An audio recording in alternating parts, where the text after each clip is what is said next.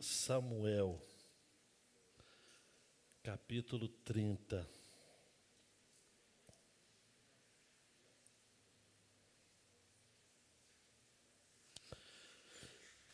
Eu acabei prosseguindo um pouco a dinâmica da campanha da família, até domingo agora, por conta do nosso jantar de casais. E aí, na organização das mensagens, de início, nós completamos aquela série da oração do Pai Nosso. Foram 5 mensagens. André compartilhou uma mensagem. E hoje eu quero trazer esta mensagem, 1 Samuel 30, falando dessa dinâmica de família saqueada. Eu confesso que 1 Samuel 30 já está no meu coração há algum tempo. Claro que eu já conhecia a história, li, reli, mas ainda não tinha preparado uma mensagem.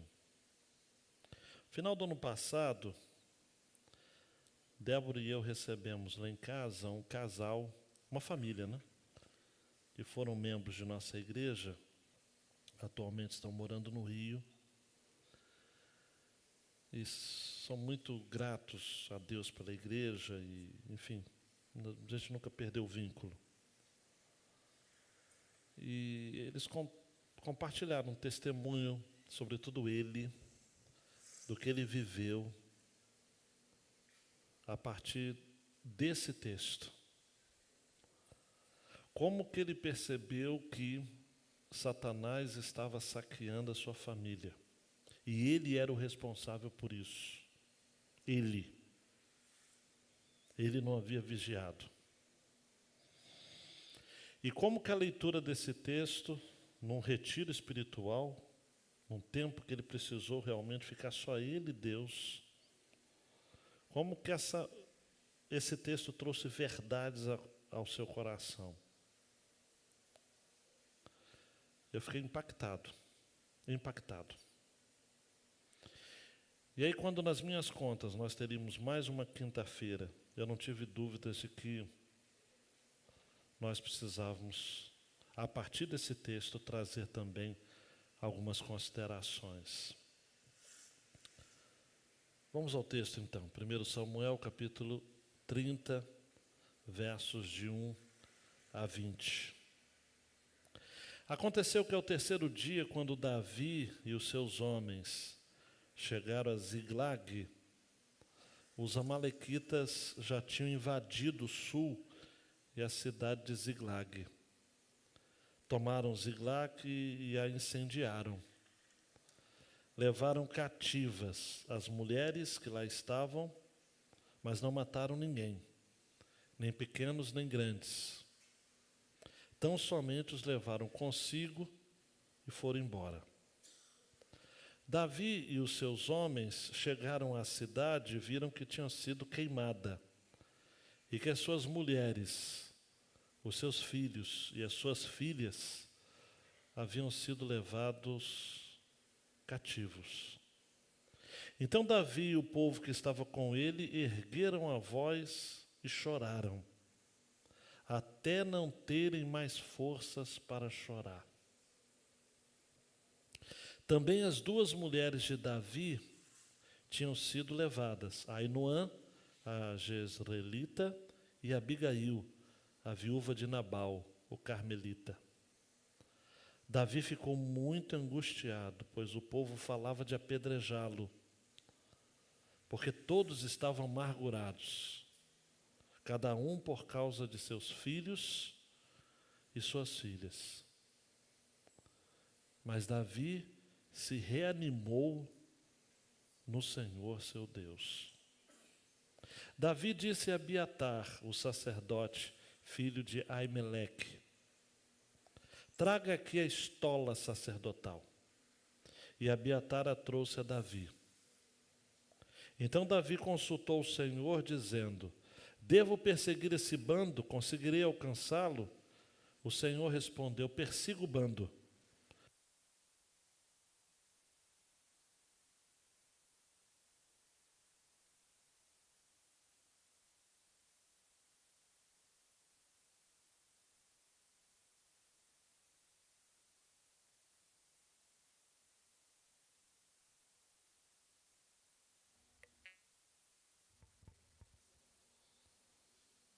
persiga o bando, porque você certamente o alcançará e libertará os cativos. Então Davi partiu, ele e os 600 homens que com ele estavam. E chegaram ao ribeiro de Besor, onde os retardatários ficaram. Davi e 400 homens continuaram a perseguição, mas 200 ficaram atrás, por não poderem passar o ribeiro de Besor, de tão cansados que estavam. Encontraram no campo um homem egípcio e o trouxeram a Davi.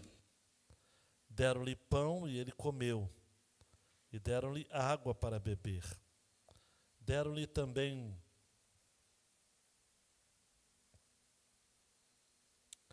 pão para comer.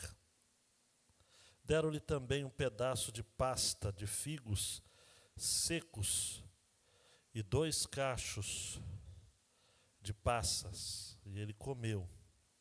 Assim recobrou as forças, pois havia 3 dias e 3 noites que não comia pão, nem bebia água.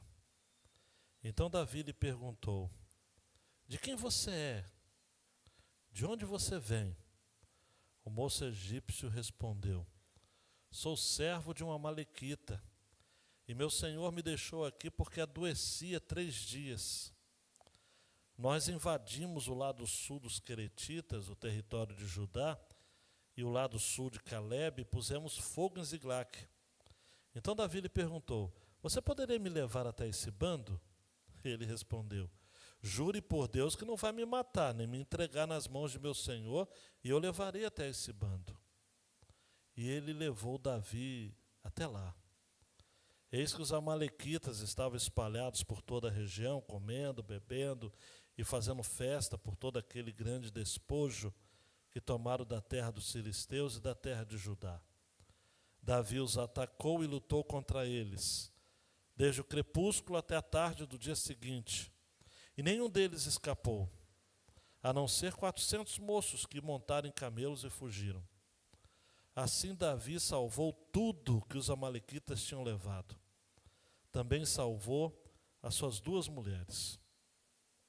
Não lhe saltou coisa alguma, nem pequena nem grande, nem os filhos nem as filhas, nem um despojo, nada do que lhes havia tomado. Davi trouxe tudo de volta. Davi também tomou todas as ovelhas e o gado. Então levaram esses animais diante de Davi e disseram: este é o despojo de Davi.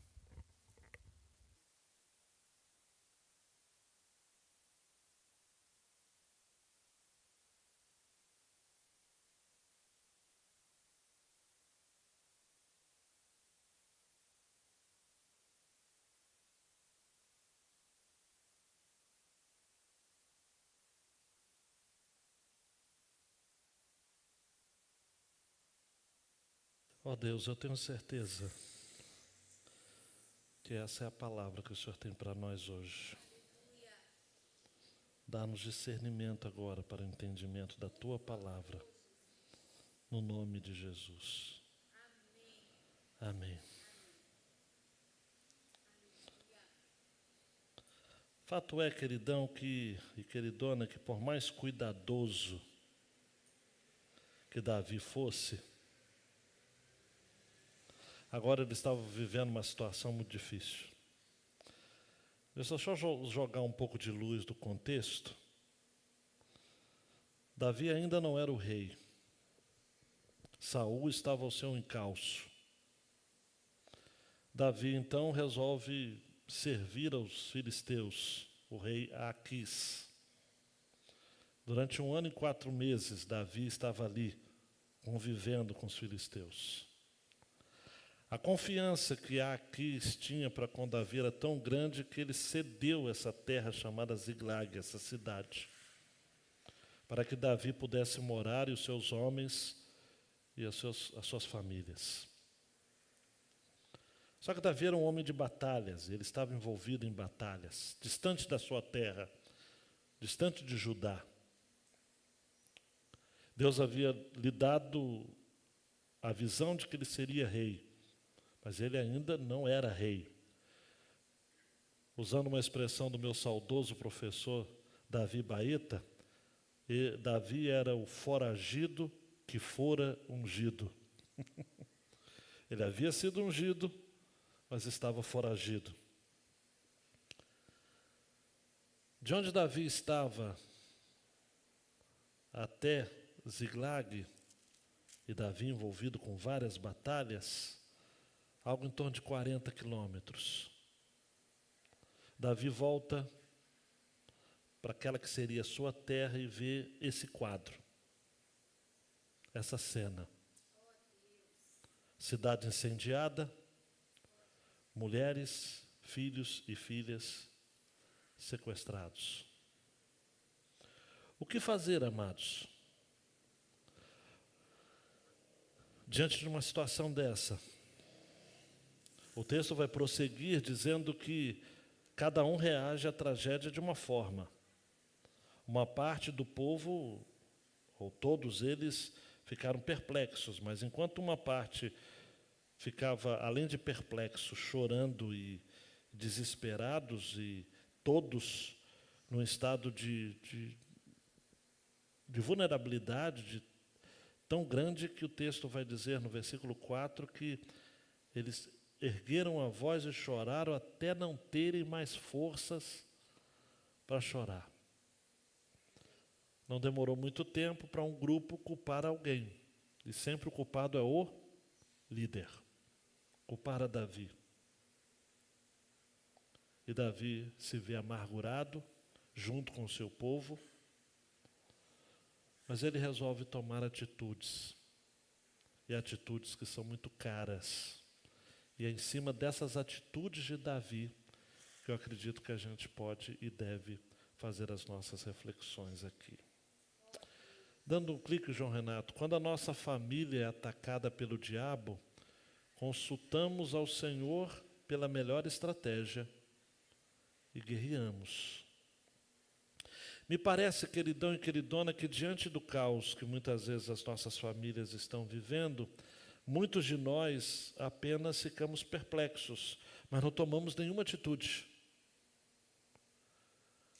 Eu sei que toda campanha da família, e eu falo sempre a mesma coisa, para alguns soa assim, poxa, mas por que eu não soube disso antes? Ou por que eu não valorizei isso antes?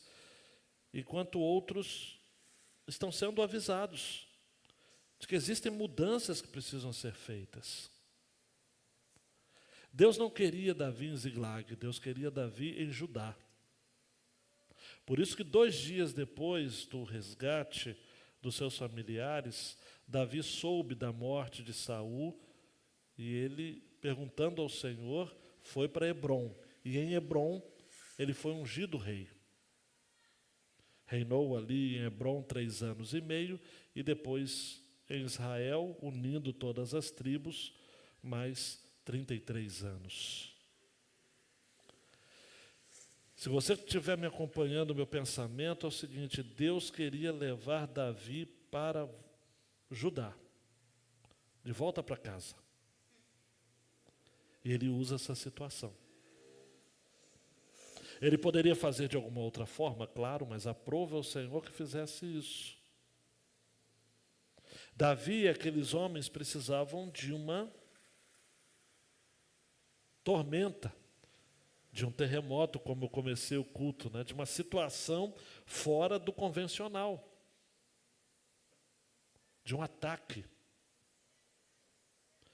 Tem pai aqui que precisa acordar. Eu tenho falado com vocês da leitura que eu tenho feito de um livro de John Drescher, que é um pastor veterano, já falecido, Se Eu Começasse a Minha Família Novamente. Num dos capítulos ele fala o seguinte: eu seria mais presente com a minha família. Nesse capítulo ele fala algo muito interessante. Ele fala que na semana de cada pai, há 168 horas. Considerando que ele provavelmente gasta cerca de 40 horas no trabalho e calcular mais 15 horas, de repente, isso na realidade dele, americana, né, para dirigir da casa para o trabalho, do trabalho para casa cada semana, horas extras, almoço. Ele chegou à conclusão de que o americano, em média, no seu contexto, reserva 56 horas por semana para o sono. Isso deixa a um pai americano médio 57 horas por semana para gastar em outro lugar. E diante desse cálculo muito da sua realidade, mas que cada um vai estar fazendo seus cálculos aqui, a pergunta que não quer calar, e isso independe de contexto, é quantas horas um homem, em média, passa com a sua família. Não é fazendo coisas para a família, é com a sua família. E aí ele prossegue, dizendo, preste atenção aqui, que um grupo de 300 adolescentes de 12 a 14 anos manteve registros sobre quanto tempo seus pais realmente gastaram com eles num período de 2 semanas. E a maioria viu seu pai apenas na mesa de jantar. Alguns destes da pesquisa não viram o pai por dias seguidos. E aí, nessa pesquisa, concluiu-se que um grupo de 300 adolescentes de 12 a 14 anos, que o tempo médio em que pai e filho estiveram sozinhos em uma semana inteira foi de 7 minutos e meio. Vocês estão acompanhando? E aí ele conta uma experiência, por exemplo, de um homem que, quando tinha em torno de 13 anos e o irmão dele 10 anos de idade, o pai prometeu levá-los ao circo. Um passeio simples. Mas na hora do almoço houve um telefonema. E toca o telefone do pai, algum negócio urgente exigiu sua atenção no escritório. E aí ele e o seu irmão se prepararam para a decepção. Então ouviram. Não vou. Isso terá que esperar. Quando ele voltou para a mesa, a mamãe sorriu, tentando remediar a situação, e falou para as crianças, olha, fica triste não, o circo sempre volta, você sabe. E aí um deles falou, mas a infância, não.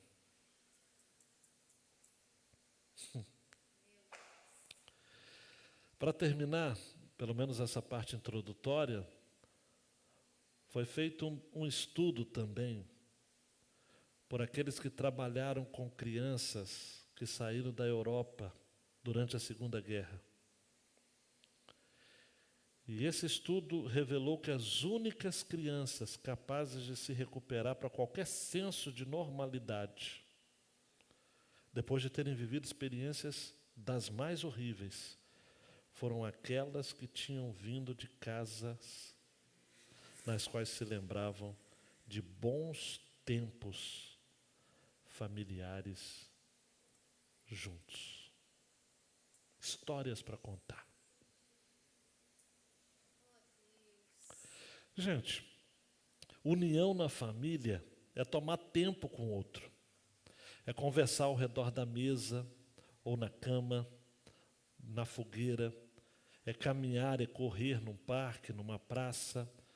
É a felicidade que vem de fazer favores extras um para o outro. É dar as mãos para trabalhar juntos em um mesmo projeto. É jogar um jogo da qual todos podem participar e desfrutar. É conversar sobre uma preocupação comum, orar por isso. O que é uma família unida? É uma família que cria aquela sensação de que eles estão juntos para a vida. Para a vida.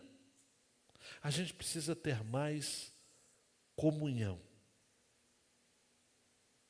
Eu olho para esse texto e eu vejo primeiro, João Renato, o saque das famílias. Por que houve essa situação? Porque ninguém estava cuidando das famílias, das mulheres e das crianças. Eu sei que é um contexto de guerra, eu sei que tem outras questões envolvidas aqui, mas não havia ninguém. As famílias estavam expostas.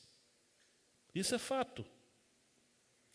Ziglag era uma cidade no sul de Judá, era uma cidade onde, eu já disse para vocês, Davi e seus homens tinham aportado ali. E eu até acredito, amados, e olhando para aquilo que a gente conhece de Davi, foi a misericórdia do Senhor que fez com que os amalequitas apenas levassem cativas as mulheres e os filhos e as filhas, porque Davi, ele era famoso por matar muitas mulheres e crianças. Ele não costumava poupá-las. Mas a misericórdia do Senhor fez com que, no versículo 2, temos essa expressão: levaram cativas as mulheres que lá estavam. A expressão no hebraico para levar é a mesma expressão de animais que são tocados por pastores e boieiros, né? Gente que foi levada como gado.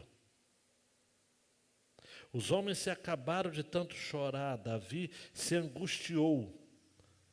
O verbo usado no original para essa angústia de Davi, que está lá no versículo 6, equivale a ser espremido contra um canto.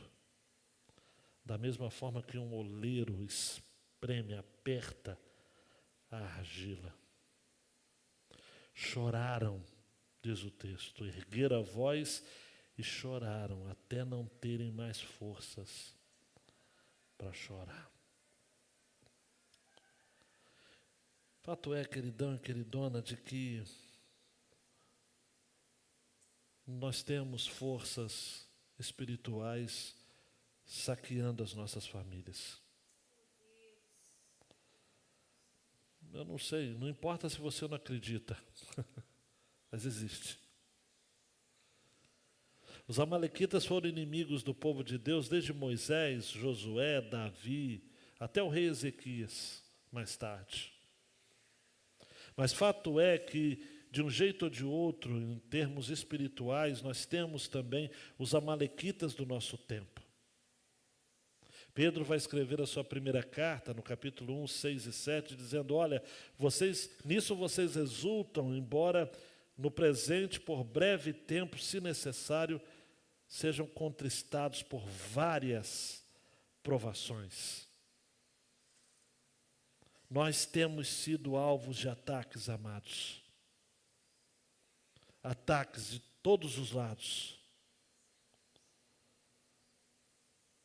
Nas escolas,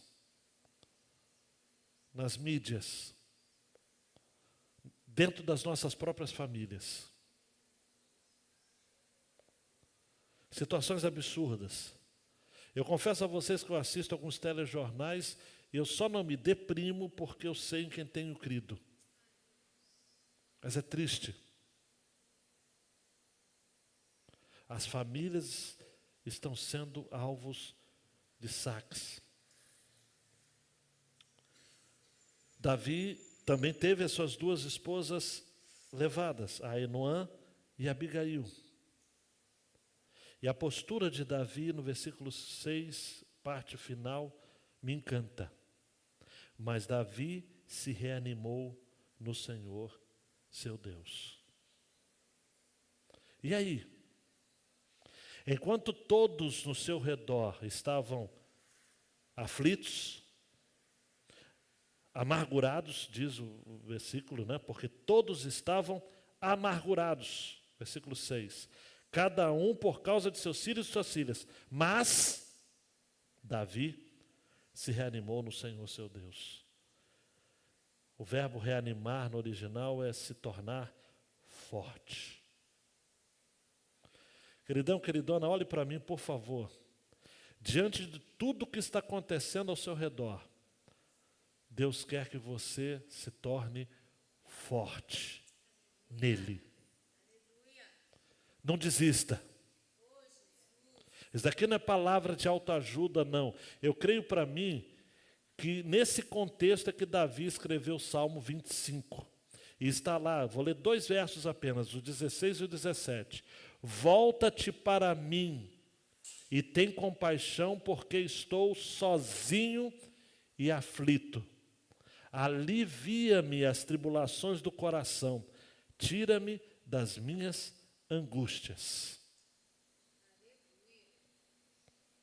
Porque diante de um quadro desse, amados, só se reanimando no Senhor.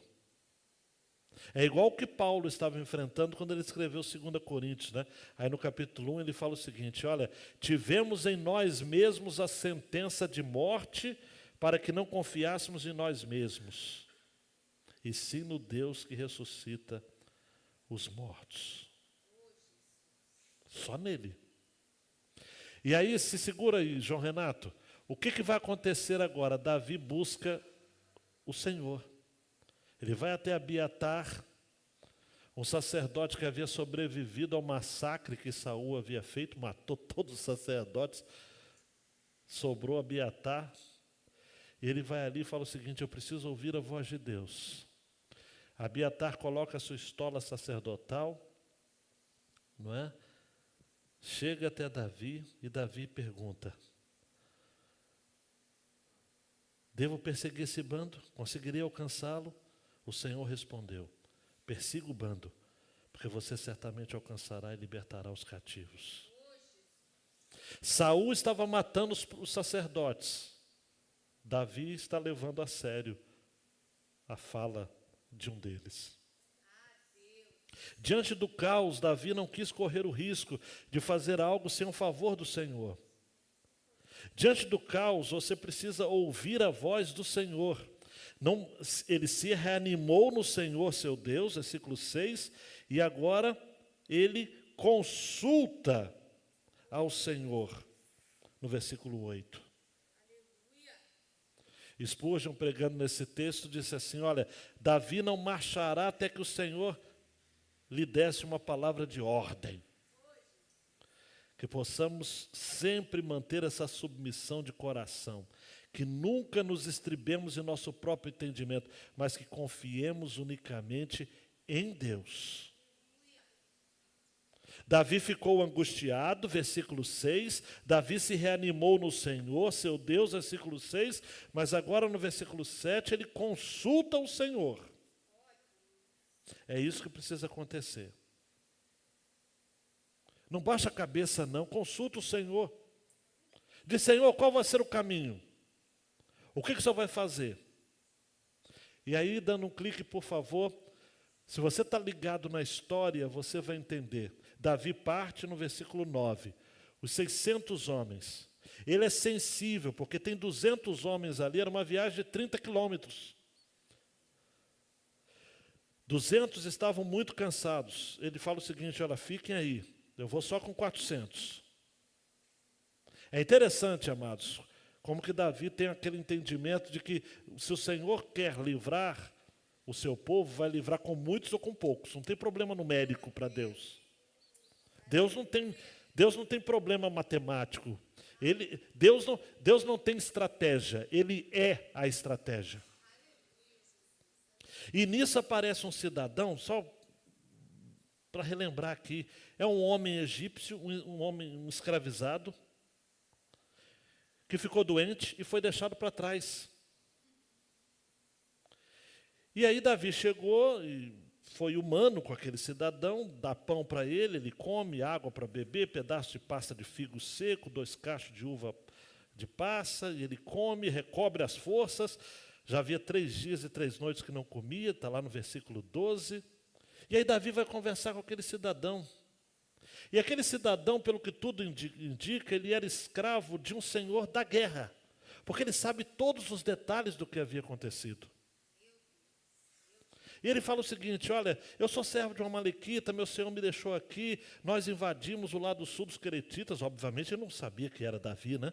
O território de Judá, pusemos fogo em Siglac. Aí Davi levou, botaram fogo, em Siglac, aquela história toda. E Davi, então, entende o seguinte: gente, isso se chama, eu estou colocando palavras em Davi, mas eu creio que digo, o Senhor vai concordar comigo. Davi falou: que providência. Como é que eu iria chegar a esse bando se não tivesse alguém para me dar todas essas informações? Deus colocou um homem egípcio, um escravo, quase morrendo de fome, 3 dias sem comer, sem beber. Davi alimenta o cidadão e ele é o homem, ele é o cara que vai levá-lo para dentro da situação. Queridão, queridona, preste muita atenção. Nem tudo que você chama de tragédia é tragédia. Deus pode, com toda certeza, e Ele faz isso o tempo todo. Ele providencia situações para que os seus filhos e as suas filhas sejam amparados em meio às situações mais difíceis da vida.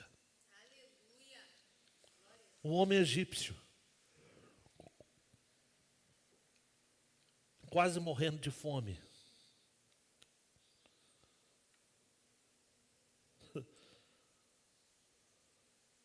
Esse pobre escravo doente. Você imagina que se os amalequitas tivessem colocado este pobre homem num jumento ou no camelo e não o tivessem deixado para trás para morrer de fome, nós não estaríamos contando essa história aqui. Mas Deus, na sua justa providência, fez com que aquela situação ocorresse. E que Davi tivesse o seu coração em Deus, bondoso para com o estrangeiro e escravo. E entendesse que aquela era a oportunidade de Deus. Queridão, queridona, olhe para mim, eu não sei qual vai ser a oportunidade de Deus que Ele vai criar para que a sua família seja resgatada. Mas Deus é criativo. Existem milhões e milhões de propósitos que Deus está orquestrando no mundo, enquanto eu estou falando aqui. E Ele está agindo. Ele sempre está agindo em favor dos seus. A palavra de Deus diz que os olhos do Senhor estão por sobre a terra. Ele está agindo. Versículo 16. E ele levou Davi até lá. Chegando lá, os amalequitas estavam espalhados, comendo, bebendo, fazendo festa, aquela história toda. Davi os ataca, luta contra eles, de um dia até o outro. Nenhum deles escapou, apenas 400 rapazes. Versículo 18. Assim Davi salvou tudo o que os amalequitas tinham levado, também salvou suas 2 mulheres. Não lhe faltou coisa alguma, nem pequena, nem grande, nem os filhos, nem as filhas, nem o despojo, nada do que havia tomado. E versículo seguinte, Davi trouxe tudo de volta. Eu não sei se você está comigo aqui. Você entende a progressão? Versículo 6, Davi ficou muito angustiado. Versículo 6, Davi reanimou-se no Senhor seu Deus. Versículo 7, Davi consultou o Senhor. Versículo 9, Davi partiu. Versículo 18, Davi salvou tudo que os amalequitas tinham levado. E versículo 19, Davi trouxe tudo de volta. Aleluia. É isso que Deus faz, é o modo operante de Deus, é o padrão de Deus agir. Ele fez assim com Davi. Primeiro o Senhor animou a Davi para que ele não se desesperasse, para que cresce, que o Senhor o ajudaria. Depois o Senhor deu sabedoria para que Davi ouvisse a voz dele. E depois sabedoria para discernir as providências, amados. Olhe para mim, eu tenho um colega que é pastor em Volta Redonda, ele chama de bênçãos embutidas. Para cada provação, Deus tem uma bênção embutida. É um egípcio que aparece para nos ajudar, que Deus manda. O cara não tem nada a ver com a gente, não tem nada a ver com o povo de Deus. mas ele é o homem ali, o homem certo, na hora certa. Passando fome, precisando ser cuidado, foi cuidado, Deus usou aquele homem. Para que ele tivesse informações necessárias. E dessas as informações, para que Davi chegasse no acampamento, no meio de um imenso deserto, para dar a Davi e aqueles homens a força necessária para derrotar os inimigos e recuperar os seus familiares. Queridão, queridona, quer saber? Tudo isso se resume no Salmo 37, verso 5. Entrega o seu caminho ao Senhor. Confia nele. E o mais ele fará. Eu tenho isso muito claro. Eu leio esse texto e eu tenho isso daqui como a luz do meio-dia. Dando 2 cliques aí, meu queridão João Renato. Temos diante de nós constantemente retratos de famílias saqueadas. O diabo tem trabalhado para tomar posse da nossa mente e do nosso coração. É uma briga o tempo todo. Amados, é uma briga o tempo todo, o tempo todo. O ladrão não vem senão para roubar, matar e destruir. João 10, 10. 1 Pedro 5,8. O inimigo de vocês, o diabo, anda de redor como um leão que ruge procurando alguém para devorar. A regra é essa. Spurgeon disse: confie em Deus para derrubar os amalequitas e depois marche após eles como se tudo dependesse apenas de você. Confie crendo que tudo depende de Deus e se esforce como se tudo dependesse de você. Efésios 6,13.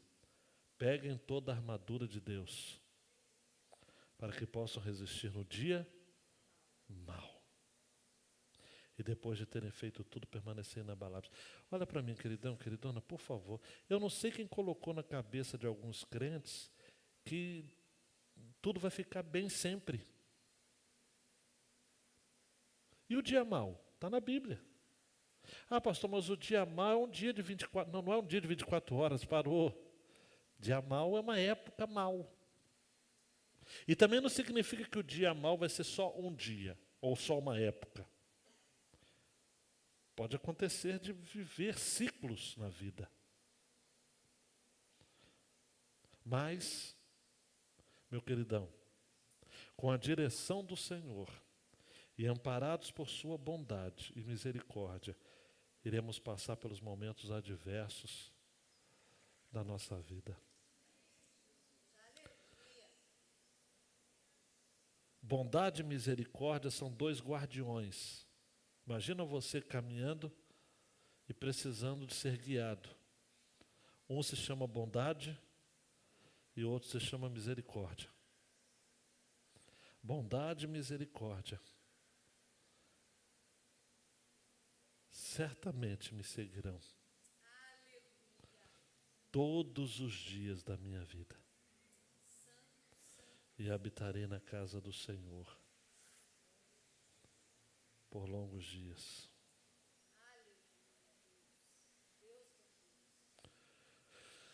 Dando um clique aí para terminar, eu quero dizer para você o seguinte, olha, não importa o seu histórico de vida,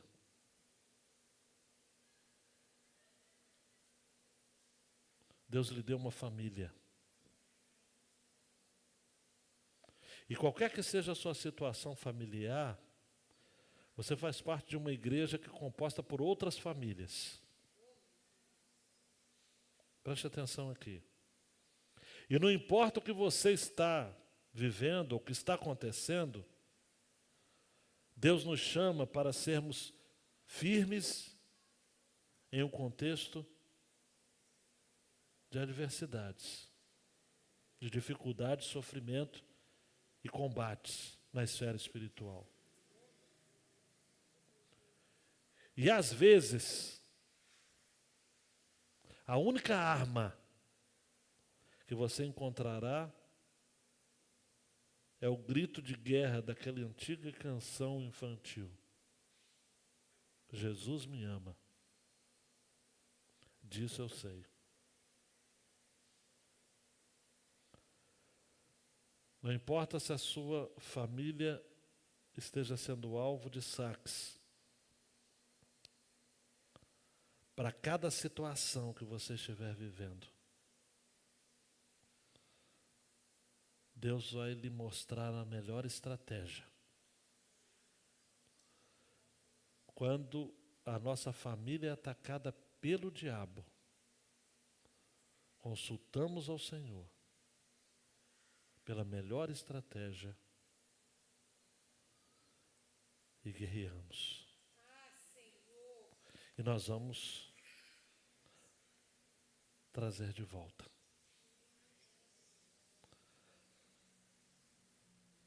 Lutas, provas, tentações, adversidades, situações diversas. O tema da nossa campanha é: clame a Jesus pela nossa família. Você vai continuar clamando. E Deus, Ele vai continuar mostrando para você que é Ele que está cuidando de tudo. E quando você estiver cansado, desesperado, amargurado, primeiro, Davi se reanimou no Senhor, seu Deus. Segundo, Davi consultou o Senhor. Terceiro, Davi partiu e foi surpreendido por uma situação inusitada, um homem que lhe serviu de guia. Davi salvou tudo que os amalequitas tinham levado. E Davi trouxe tudo de volta. Abaixe sua cabeça e diga: Deus, encoraja Deus com essa palavra. Porque Satanás tem atacado a minha família. E eu tenho estado fraco. Eu consulto ao Senhor. Eu devo perseguir esse bando? E o interessante é que Abiatar falou: sim, você deve. Porque Paulo vai dizer em Efésios 6 que a nossa luta não é contra a carne nem contra o sangue, mas é contra principados e potestades que atuam nas esferas celestiais. Devo perseguir este bando? Sim. Mas aí, ao longo deste caminho, o Senhor vai estabelecendo, vai criando situações, vai colocando pessoas, circunstâncias, para lhe servir de apoio, de suporte. Deus não vai lhe deixar sem resposta no imenso deserto que você está trilhando. Não. Por mais que você não veja uma saída, Ele está com você. Aprenda a celebrar as pequenas demonstrações de providência, as bênçãos embutidas, como diria o meu amigo, nas aflições. E creia que a guerra ainda não acabou. A sua guerra ainda não acabou. Se acabasse, você não estaria aqui, o Senhor já teria lhe recolhido. Mas se você está aqui comigo nesta noite, é porque a sua guerra ainda não acabou. Então tem muita coisa que você precisa fazer, tem muita oração para você fazer, tem muita lágrima para você derramar. Tem. Mas faça isso diante do Senhor. Chore na presença do Senhor. Seja fortalecido por aquele que diz: eu estarei com vocês todos os dias, até a consumação dos séculos. Deus, esta é a tua palavra. O Senhor nos trouxe aqui nesta noite para ouvirmos esta palavra. Existem mudanças que nós precisamos fazer. Existem atitudes que a gente precisa tomar, como Davi tomou. Saber que 2 dias depois, Davi estava já em Judá e começando praticamente uma história que daria 40 anos de reinado. E quem sabe Davi, olhando para trás, sempre viu esse episódio como sendo um episódio de marco. Em cima de outros momentos que Davi passou. Existem situações na nossa vida que a gente não vai se esquecer, porque serão marcos na nossa história de fé. Por favor, Deus.